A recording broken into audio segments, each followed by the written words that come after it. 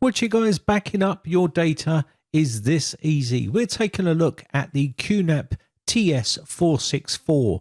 Now, if you're looking for one part of your 321 backup plan, then the QNAP TS-464 has you covered. It's a super powerful NAS, which is your network attached storage. Here is the system specs. CPU is the Celeron N5105. Now, this is a 4-core, 4-thread processor with a boost speed of up to 2.9 gigahertz.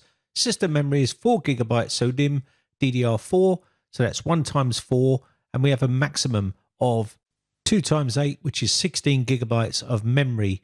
We also have flash memory of 4 gigabytes on this one, which is a dual boot OS protection, and we have 4 drive bays which support 3.5-inch SATA 6 GBS.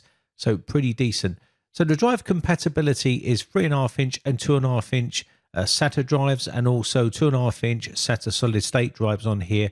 It does support the M.2 PCI Express Gen 3 ×1 and also SSD cache accelerator support on this particular device as well. I'll let you pause the screen. You can read the rest of the results on there and also check the website out for more details. Now, you'll get everything in the box you see here. You're going to get your plug, which is your UK plug-in if you're in the UK. If you're in another country, you're going to get a different type of plug. This is a kettle lead we call here in the UK. We have our power adapter, which has a barrel connector on it. And if you're interested in how many watts this is 90 watts, as you can see here. 90 watts, 7.5 amps on the 12-volt rail. You're also going to get your Ethernet cable. There's just one Ethernet cable here, just your standard Ethernet cable here. And we're also going to get our screws. This is for the SSD and M.2 and other things like that. And we have our warranty card and our user manual. The warranty is an extended up to 5-year warranty. And we have our QNAP quick start guide here, which is going to help you set up your NAS. I'll show you how to set it up. It's pretty straightforward stuff. So let's take a quick look at the unit itself. Now, the unit has a really nice piano black finish on the front, which is like a mirror finish on here. And again, we got our power button here. We've got our LED lights on here. And we also have our quick copy USB button. And with our USB red port on here, that tells me this is a USB 3.2 Gen 2 support of 10 Gbps. Also, we have on the side here a bit of ventilation. And we also have our lock here. This is just to open up the front of the device. On the bottom, we have a bit more ventilation and some rubber feet here. And we also have a little slider here as well. So let me just show you at the back of the device here. So on the back of the unit, we do have a 120mm fan on here, which is quite silent. You don't really hear it spinning up. We also have quite a few ports we can utilize here. We have the input here for our DC jack. We also have our 2.5 gigabit Ethernet ports on the back of this device, which is nice to have, which means we can utilize those super fast speeds and we can link these together as well. We can also have the HDMI input here, which does support HDMI 2.0 4K support. This means you can plug this into an external monitor here and get display on the external monitor. We have a Kensington lock here, and we also have our 3 USB ports. 2 are USB 2.0, and we have another USB 3.2 Gen 2 10 Gbps support. So pretty nice to have this super fast USB support capability. Only 2 USB 2.0 ports down the bottom here. Would have been nice to see these as USB 3s or something like that. We also have an expansion card area here. This is for your PCIe slot here. So let's move on round to the front and get some drives put in here so we can power this up and get it set up. So down on this side here, you're going to see a little latch. We just pull this down, and then you'll see some dots on the front here, which we can put our thumb onto and slide it to the left. And this will pull the front case off just like so. Now be careful with this because it is plastic and you can scratch the surface. You don't want to do that. So put that to one side. And here we have our 4 drive bays here. These support 3.5-inch and 2.5-inch drives inside here. So what I'm going to do is remove one of these and we can now put in our drives. So let me just push this down and pull it out.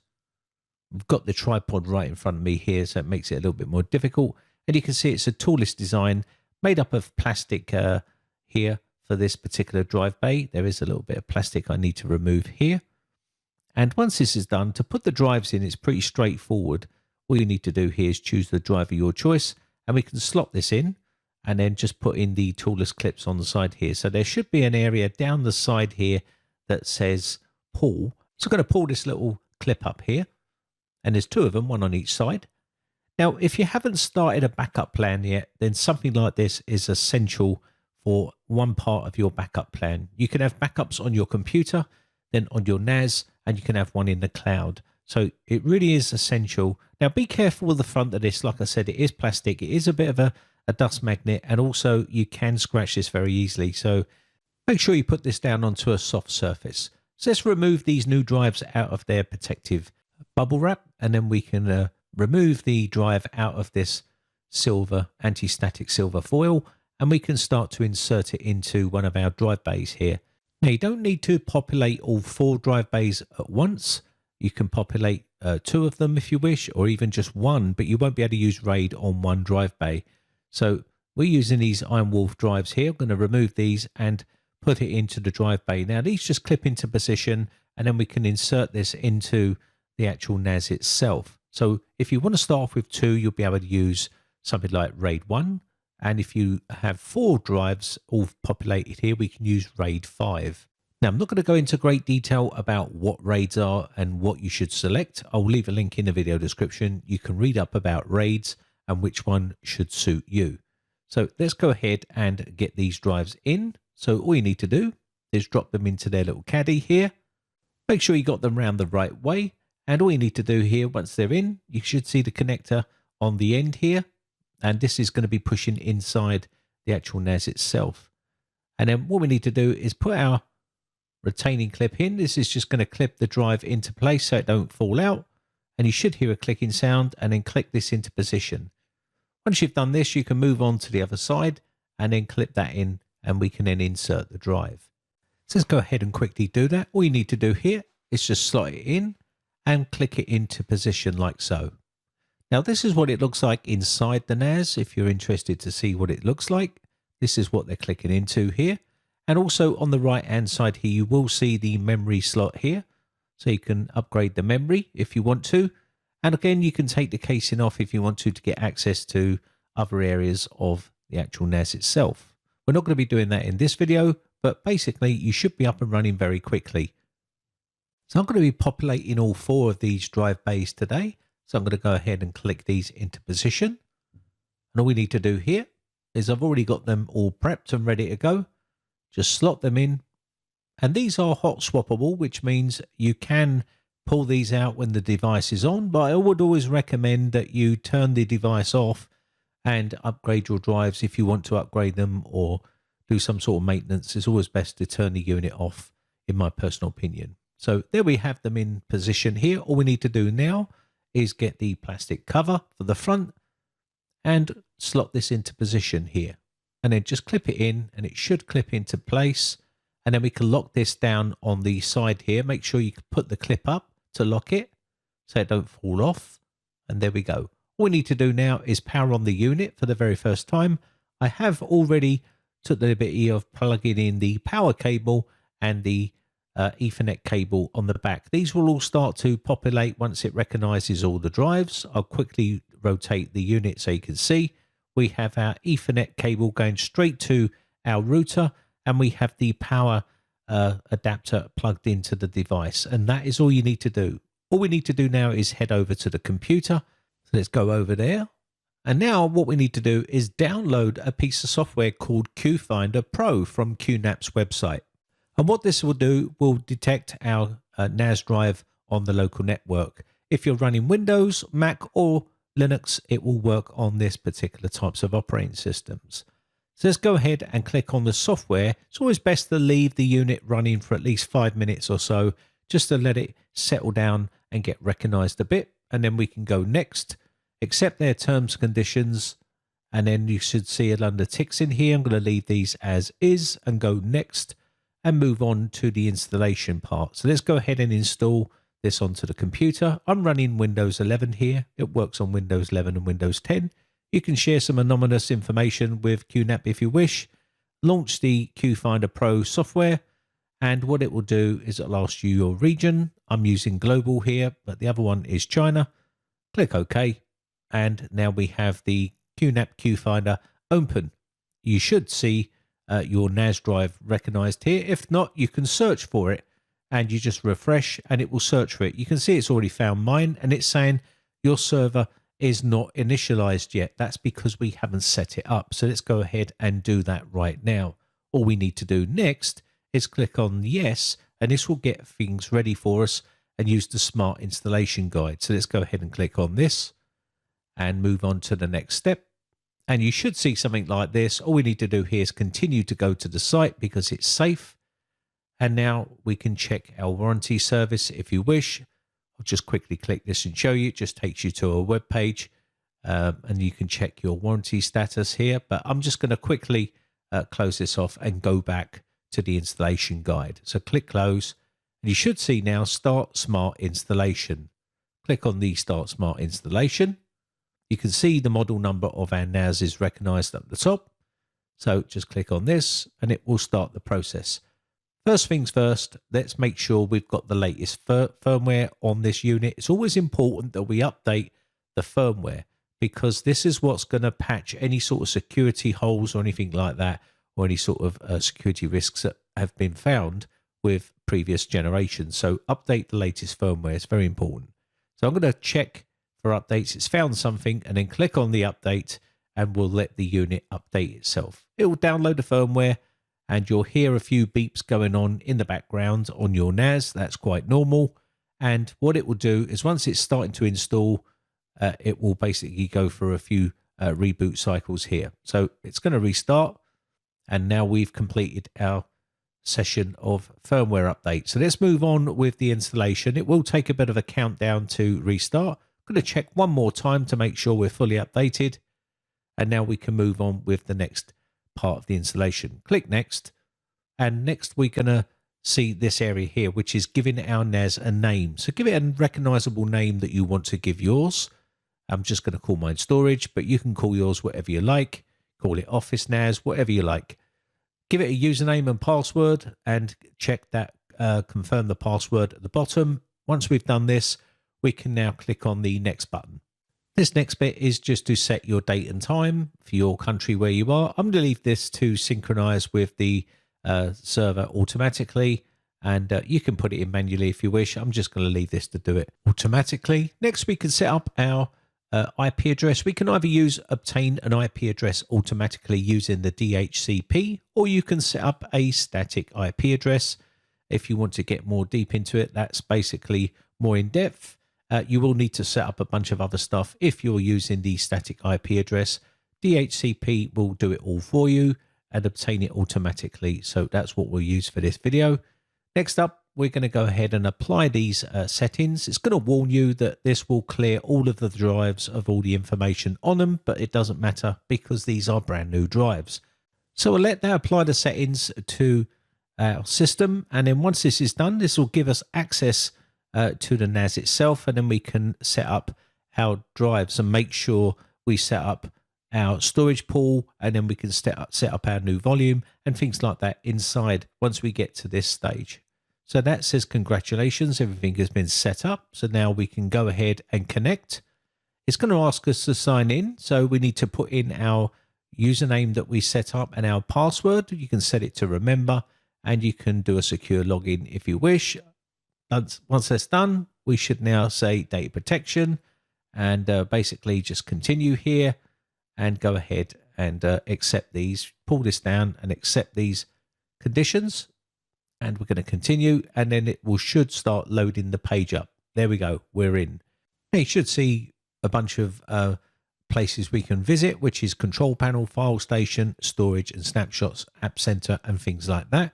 What we're interested in here is the actual storage and snapshots, because we do need to set up our drive. It's not prepared yet, and we need to get this ready so we can start putting data on it. It should start automatically like this.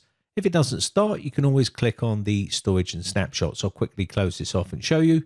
You can click on this one here if it doesn't start automatically. So you'll see the system data collection agreement, and you can agree to this, and basically we can move on to the next stage. So the next stage is here is there's no storage pool. So we need to create a storage pool for our drives. So on the right, you should see an area that says no storage pool. So I'm going to click on this and set one up. And that means that once we get this set up, we'll be able to set up a new volume on that storage pool, and we're ready to start using our NAS. So let's go ahead and click on this here. And you should now see the Create Storage Pool wizard coming up. And again, we're not going to be using any of these settings here. But if you do want to set this up, you can do and put the check mark in there and enable that feature. But we're going to basically move on to the next bit. So let's click on Next. And here we have creating our storage pool wizard, where we've got a chance to set up our drives for the first time. So you should see all our drives here. And these are the ones we're going to be setting up. So you can see they're in good working order. And it won't show you the RAID part here yet because you need to select the drives. And once you do that, it will give you the RAID type. So we've got 4 drives in here. So we're going to be setting up RAID 5. But if you go into the RAID type here, it will tell you exactly what these do. So this JBOD is not going to be giving you any sort of disk failure protection. So you don't want to be using that. That is more like a external drive really. And these ones down here will give you protection. And so I'm going to be using RAID 5. Like I said, I'll leave a link in the video description. You can read about all RAIDs and what they mean and how it protects your data. So let's go ahead and select this here. So we don't need this Create SED Secure Storage Pool. If you want to set up encryption and stuff like that, you can do, depending on whether you want to do that or not. I'm going to leave this off, but I'll quickly check mark it so you can see here. Basically, it'll let you set up encryption for these drives. I'm not going to be doing this in this video. So let me just uncheck mark this and select the drives again, and we can move on with our selection. So there we go.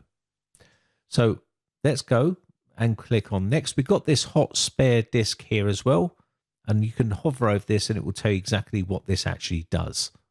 So let's go ahead and click on the next button here. And once we click next, it's going to say advanced settings, alert threshold. We're going to leave this at 80% and enable pool guaranteed snapshot space 20%. So again, you can set these to whatever you like. I'm leaving these as default for this video. We're going to click next. And now we've got the option to see what we're going to be using and setting up here.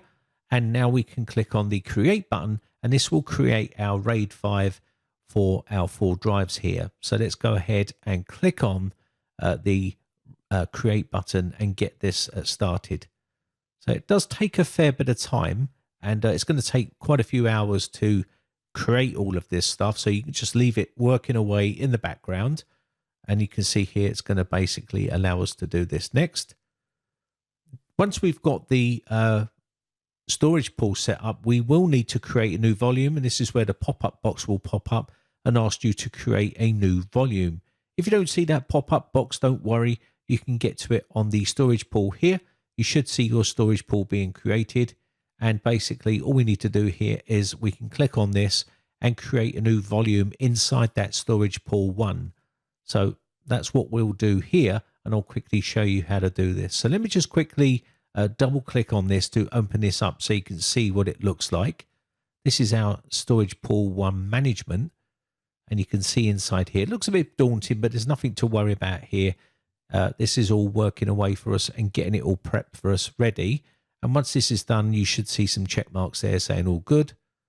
And then once this is done, we can then go up to the top here and create our volume. So let's go ahead and close this off and create our volume so we can then start putting data. You should see unallocated here. So let's go ahead and do that right now. So up the very top, you should see storage space, storage pool 1, and that's what we got there, volume 0. So up here, you should see up the top, right here, we can now click on this and create a new volume. So let's go ahead and create volume, and this will create a new volume for us. There we go. And you can now select the volume type according to your data access and protection needs. So you've got on-demand space, pre-configured space, and traditional configuration. You can read through all of this information here. So static and thick volume, and also thin volume, depending on how you want to set yours up. Read the information all there. I'm going to leave this on-demand space here on a thin volume just for this video, and we can then set this up. So once you're happy, click on next, and then you'll get a message popping up here, and we can click OK. And this will give us the information of what we're sort of setting up here. And once we've done this, it's going to set our volume up. So let's go ahead and click on OK here. And there we go. So you should now see volume alias, and it's called data volume 1. You can give this whatever name you like, but we'll just leave that as is. And again, you can encrypt the volume if you wish. And there's some advanced settings down here as well, which we're not going to get into in this video. But basically, we're going to leave that at 80% here. And once that's done, click on the next button. And this will then enable snapshot for schedule, and basically click finish. And this will then start preparing our volume called data volume 1 or data vol 1. And it's now going to be created for us. And there you go. It's starting to format and then starting to create it. And again, this will take a fair bit of time. So just let it work away in the background. And once that's done, you'll be able to get access to your drives, and then you can set up whatever you like here. So let's go to the App Center here. Now the App Center is where you're going to install all of the apps that you want to use, for instance, Photo Station. And this will basically allow you to back up all your photos to here, and you'll be able to view them on your TV, on your phone, and all these sort of lovely places where you want to view all your photos. You can, sync your phone to your NAS, where you can back up regular to your NAS. You can do all this sort of good stuff with the App Center and installing apps that you want to do. Maybe you've got Plex and you want to set up Plex on here and use part of your NAS as your home media server and using Plex, and you can then broadcast that off to any device around your home or even outside your home, so you can share it with friends and family. You can also watch it on your TV and stuff like that. There's other apps in here. There's tons of apps to choose from depending on what you're trying to do, whether it be backing up and syncing, business, or any sort of content management, communications, or anything like that, entertainment, surveillance, whether your security cameras around your home, building up a website, having some sort of a file sharing server. You can do whatever you like with the QNAP NAS drives. So you can see here OwnCloud X and Photo Station, PHP My Admin, Plex Media Server, loads of good applications inside here. And you don't have to just use this NAS for one thing. You can basically set up loads of different things on here, and it will be able to manage all of these for you. So it's an essential bit of kit, in my personal opinion, for backing up your data. Again, we can back up to the cloud from here as well. And we can also back up our computer to this device or any other devices to our NAS drive and share that anywhere around the world using one of the backup solutions they have in here, which is like iDrive, Elephant Drive, or any of the other ones that you see on the screen. So you've got plenty of backup solutions. And again, I've done, backups to a massive USB external drive as well, which is basically giving me a backup of my NAS. And then you can also back up to the cloud as well, and also be backups on other ways that you can do as well to make sure you've got multiple backups just in case one goes down or you get hit with ransomware or something like that. You've always got a backup of all your data. Now, if you are one of these people that say NASs are expensive, then how much do you value your data? A NAS is an essential bit of kit in 2022. You can just put it in the corner, plug it into your router and leave it working away and start backing up all your devices. And also you can share it with friends and family.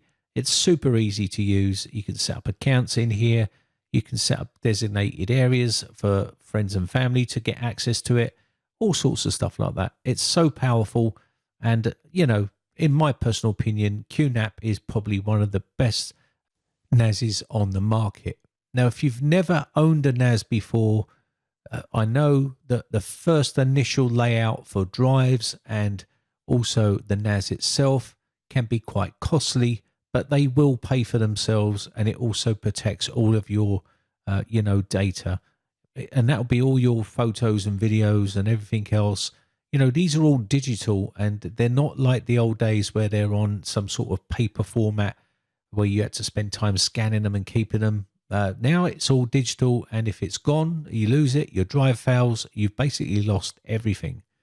Now, once you've got all this set up, you can literally just set up a folder on here, call it media, call it whatever you like, and then basically set this up. Once you start installing stuff like Plex, it'll have its own area.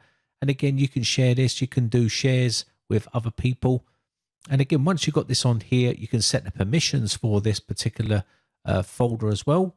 So once you've got this, you can designate this folder to whoever you want on your NAS, whoever you let on it. And once you've got that, you can see it's set to group everyone, but you can set this to just one person and go in here and set it to read and write, whether you want them just to read it, whether you want them to read and write, and whether you want them to execute, which means delete files or whatever you want to do on there. You can do this and apply these settings across the board. And then once you've got this done, you will need to obviously map this drive to your PC so you can get access to it. So I'm just going to quickly click OK here on the QNAP Finder, and this will open up another box here. Sign in to your details and you will get access to that folder there. You can see this is the public folder. Inside here there's a media folder, and again what we can do here is now map this drive. So let me quickly just map this for you here so you can see. And again, you can set yours up how you like. Give it a drive letter. There's plenty of drive letters to choose from. And once you've got the drive letter of your choice, click on finish, and this will add this particular drive on your computer Explorer folder here, and you'll be able to see it. So let's go to this PC, and there it is right there. Not a super in-depth tutorial on how to set up folders and stuff like that. I can make a separate video if you want to see that. Let me know in the comment section below if you want to see more on this QNAP NAS drive, and I'll be happy to make those videos for you. Let me know what you'd like to see. Anyway, my name has been Brian from briteccomputers.co.uk. Quick shout out to all my YouTube members. I really do appreciate the support, and I shall catch you in the very next video. Thanks again for watching. Bye for now.